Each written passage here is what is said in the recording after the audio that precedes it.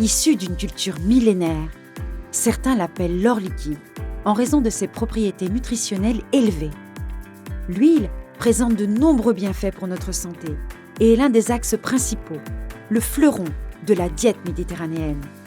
La plantation d'oliviers, leur entretien et la récolte postérieure contribuent au maintien de la population dans les zones rurales et aussi à lutter contre le changement climatique en raison de la grande quantité de CO2 atmosphérique qu'il fixe. Mais que savons-nous de son processus ?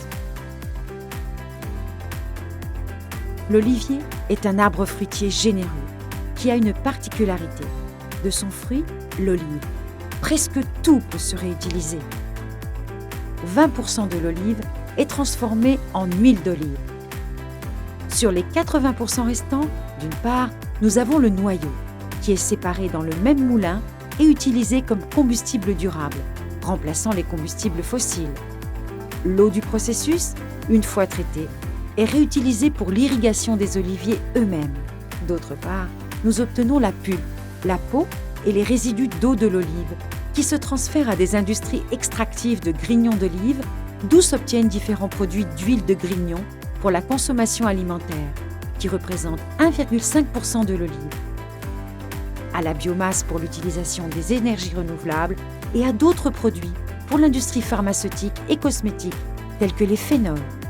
De cette manière, l'activité oléicole devient une pratique totalement durable, réalisant pratiquement zéro déchet tout au long de son processus. Cependant, l'extraction de l'huile d'olive n'est pas le seul processus duquel nous pouvons extraire des sous-produits.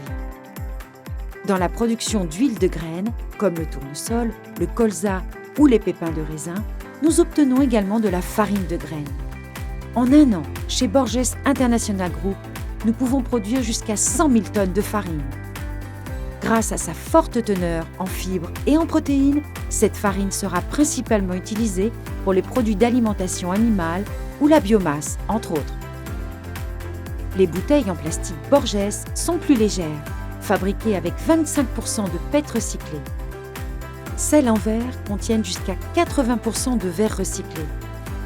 Autre mesure durable de Borges pour l'emballage des produits, c'est le duo exclusif de robinet, qui contribue à ne pas gaspiller une seule goutte d'huile.